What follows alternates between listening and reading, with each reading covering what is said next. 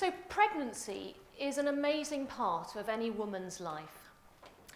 A woman who's pregnant looks forward to meeting their baby and thinking about the future for that person as they join their family. Elizabeth Garrett Anderson, shown here, was a pioneering feminist, a wife and a mother. And she was the first Englishwoman to qualify as a doctor and a surgeon. She lived locally to UCL, she worked locally to UCL, and she started the first hospital for women run by women in 1872. Now, in those days, having a baby was a very dangerous time, possibly the most dangerous time of your life. These days, medical profession, midwives have really helped to improve care for women while they're pregnant. But even so, to this day, there are some problems that we simply can't treat. And one of these is genetic diseases in the baby. So the baby has a problem with its genetic code. And we are, at the moment, unable to treat the baby. So one of the problems is this is actually much more common than you might think. So it's estimated about 2 to 3 out of every 100 babies born worldwide today has a problem, a genetic problem. And it's much more common in some communities. For instance, those communities where there's intermarriage, where cousins marry within families. It can even be up to 10% of those pregnancies. One of these diseases is brittle bone disease. This is a disease that's very severe in the baby. And you can see here, on the left-hand side is a scan picture of a normal thigh bone of a baby. And women commonly have scans in pregnancy. In mid-pregnancy, we have a look at the baby and see if the baby looks normal. And the scan on the left is of a normal thigh bone. But on the right is a thigh bone of a baby with this brittle bone disease, something called osteogenesis imperfecta. In this condition, there's an abnormality of the bone formation itself, and this causes the bones to be fractured, and you can see the little bend there is in the bone here. So this problem has already occurred in the baby before birth. There's no treatment. There's nothing that I can offer this woman and her family if she's found to have a baby with a genetic disease like this.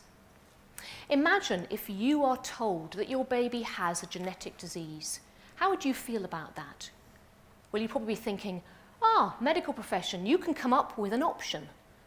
But as a fetal medicine specialist and as an obstetrician, it's really an incredibly frustrating specialty to work in, because most of the time I have to say, I'm really sorry, there's nothing I can do for your baby. So what are the options available to women? Well, currently the only option is either to accept a baby that has an abnormality, to welcome that baby to your family, or in some countries and some societies, there is the option of terminating the pregnancy. For many societies and for many women and their families, this is simply not an acceptable option. But what about if we had a third option, treating your baby before birth? What would we need to have in place to be able to achieve this? Well, first of all, you need to make a very accurate diagnosis of the problem early on in pregnancy, so you can really get to the bottom of this disease, you can prevent it early on in life.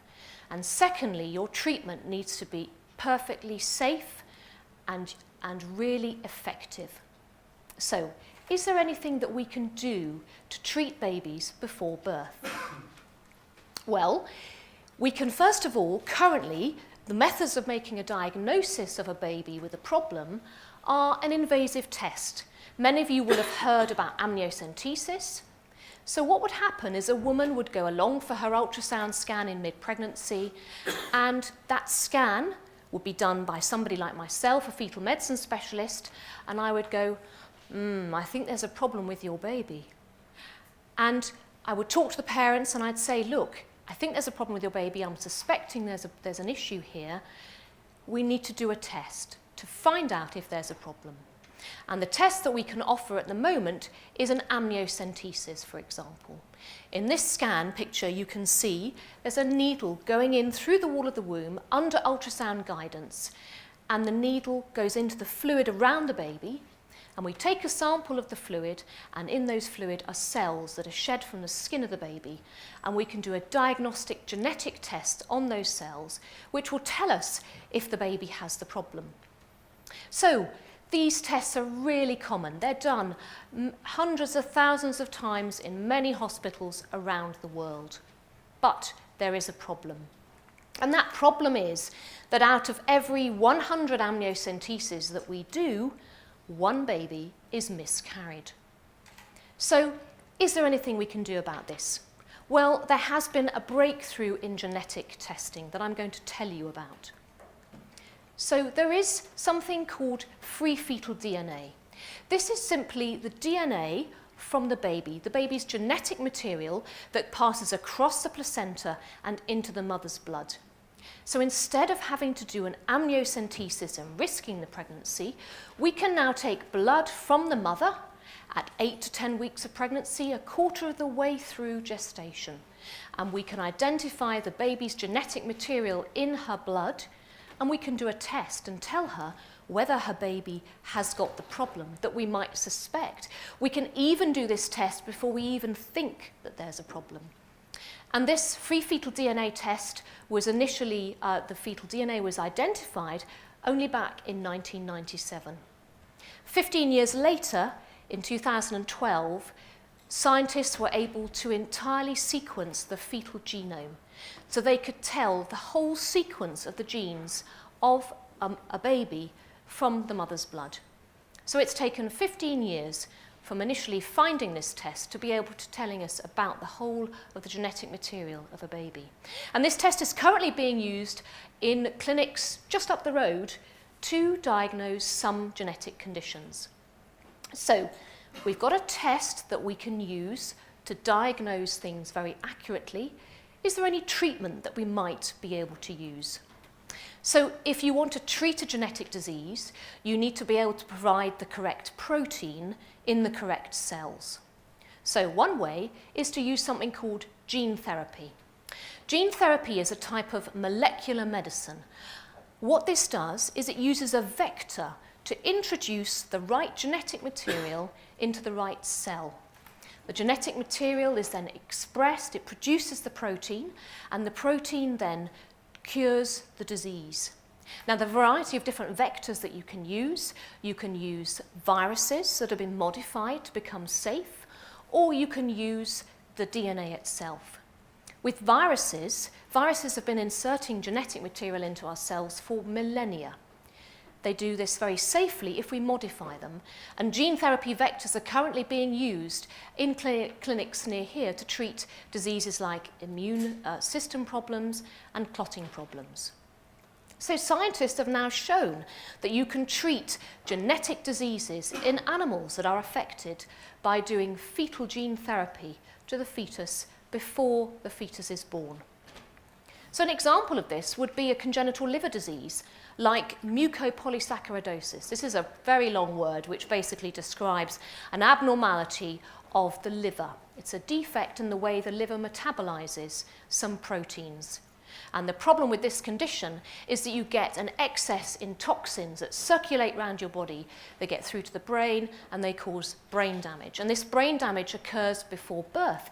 So even if you pick up that the baby has got the condition after birth, there's still not much you can do about it. This baby has brain damage. But imagine if you could apply gene therapy to the fetus, having made a diagnosis using the mother's blood at 8 to 10 weeks of pregnancy. And scientists have already shown in animal models that it's possible to cure this disease before birth using fetal gene therapy. An alternative approach is in utero stem cell transplantation. So stem cells are cells that are available in all our bodies, and they can turn into any different type of cell, a bone cell, a liver cell, a brain cell. And we can use stem cells from adults or children, and we can give them to the fetus, and we can correct genetic diseases. But the problem with these stem cells is that the fetus sometimes rejects them. So work in my laboratory has shown that you can take stem cells from the fluid around the baby, you can then correct the gene in these stem cells, and you can put those gene-corrected stem cells back into the fetus.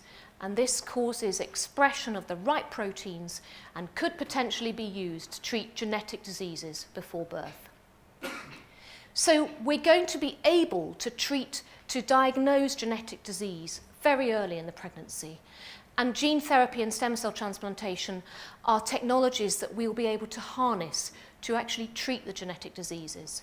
And it's important that we're going to be able to offer parents an option, a third option, because I would rather offer something to a mother and say, we have a third option, this is a treatment. It's only taken 15 years to get from finding free fetal DNA to making diagnosis the entire fetal genome. Perhaps in the next 20 years we might be able to use prenatal therapy to treat genetic disease and to give parents the really important third option of treating disease in their babies before birth.